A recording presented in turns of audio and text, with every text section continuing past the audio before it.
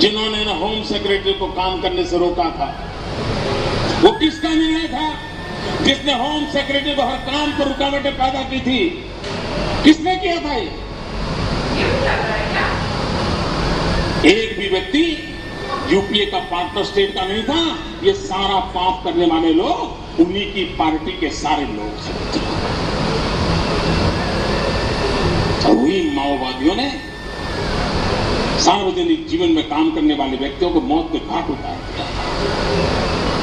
वो कोई किसी भी दल में क्यों न हो, लेकिन भाइयों बहनों, इंसान की मौत होती है, उसकी पीड़ा सबको होनी चाहिए। लेकिन दुर्भाग्य है, दिल्ली की सरकार को इसकी पीड़ा नहीं है, और तब जाकर के निर्दोष लोग मारे जा रहे हैं। मित्रों, इतना ही नहीं, ये कभी कभी कहते हैं कि हमारे साथी पक्षों के कारण हम ये कोएलिशन कंपल्सन है, ऐसा एक शब्द बोलते हैं, कोएलिशन कंपल्सन। मैंने एक बार उनको पूछा, मैंने कहा प्रधानमंत्री जी बताइए, इस देश के विदेश मंत्री कौन है उस समय के? वो तो मैंने कहा आप ही की पार्टी के थे। वो विदेश में गए, यूएन की मीटिंग में बैठे थे, और क्या किया? दूसरे देश का भाषण पढ़ना शुरू किया। वाह, क्या सीन है! कोई समझ आता है भाई? कोई ऐसा फॉरेन मिनिस्टर हो इस देश का कि जो किसी दूसरे देश के भाषण को पढ़ना शुरू करे? अब ये कोएलिशन धर्म का कंपल्सन था क्या? आप औरों को दोष दे रहे हो? ये कोई तरीका है क्या देश चलाने का? अगर आप देश ऐसे ही चला गए, नॉन सीरियस है मित्रों, हम लोगों की मुसीबत का कारण है वो नॉन सीरियस हैं। उन्होंने इस देश की जनता को टेकन फॉर ग्रांटेड माना है। उनको इस देश के नौजवानों के भविष्य की परवाह नहीं है मित्रों। उन्होंने पिछले मैनिफेस्टो में कहा था 1 करोड़ लोगों को रोजगार देंगे। मित्रों, आज मैं पूछना चाहता हूं, हमने तो नहीं कहा था कि आप ये करो, आपने देश को कहा था, आप वोट ले गए थे। क्या देश के 1 करोड़ नौजवानों को आपने रोजगार दिया? मित्रों, आपको जानकर के आश्चर्य होगा और आनंद भी होगा। भारत सरकार का रिपोर्ट कहता है कि पिछले 5 वर्ष में हिंदुस्तान में जो कुल रोजगार मिले हैं, उन रोजगार में से 80% रोजगार भारतीय जनता पार्टी और उनके साथी पक्षों की सरकारों ने दिया। 80%। 20% में यूपीए की सरकारें और केंद्र की यूपीए सरकार आती है। तो आपने किया क्या दिया देश को आपने? मित्रों, चाइना, उसके साथ हमारी स्पर्धा चल रही है। पूरा विश्व सोच रहा है चाइना आगे निकल जाएगा, हिंदुस्तान आगे निकल जाएगा। एक चर्चा चल रही है। उस चाइना ने युवकों को स्किल डेवलपमेंट के लिए जो अभियान चलाया, एक तरफ पूरी विश्व एक तरफ है और एक तरफ अकेला चाइना है। इतना बड़ा तूफान खड़ा किया हुआ, और हम उंगलियों पर गिन रहे हैं कितना हुआ। कैसे परिवर्तन आएगा? क्या देश इस दिशा में काम करेगा? क्या देश के नौजवानों के भविष्य का क्या होगा?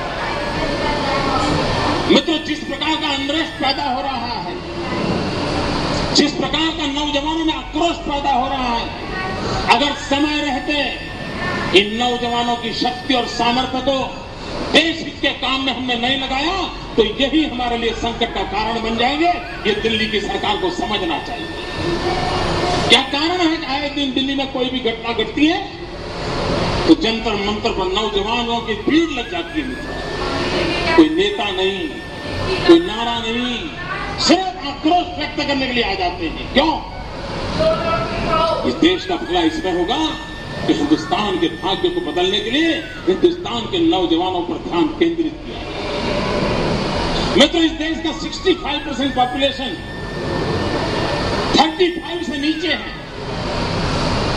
35 से कम उम्र की संख्या 65% से ज्यादा है। मित्रों, ये डेमोग्राफिक डिविडेंड है। कितना बड़ा सौभाग्य है कि हम विश्व के सबसे जवान देश हैं। मित्रों, जिस घर में बेटा जवान होता है वो माँ बाप कितने खुशी आनंद करते हैं।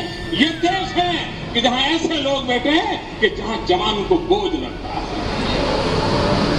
मित्रों, जवान अगर जो बोझ लगता है तो भारत का भाग्य कौन बदलेगा। और इसलिए भाइयों बहनों, दिल्ली की सल्तनत पूरी तरह विफल हो चुकी है। किसी मोर्चे पर उन्होंने सही काम नहीं किया है, कोई काम ढंग से पूरा नहीं किया।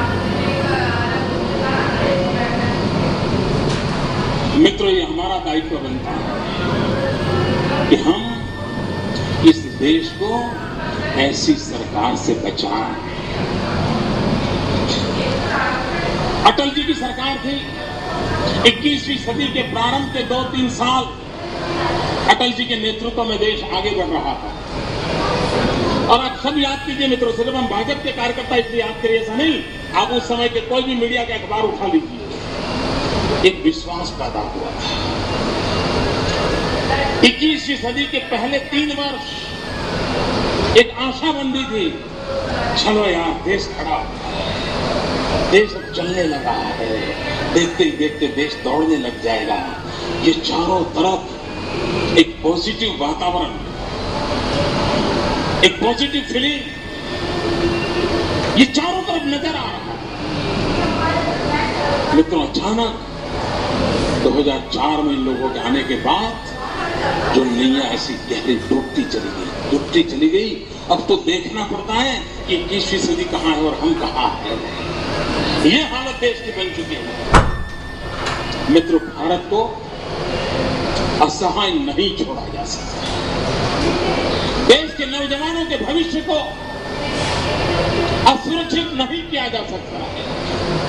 देश की माताएं बहनें, उनके भी सपने होते हैं।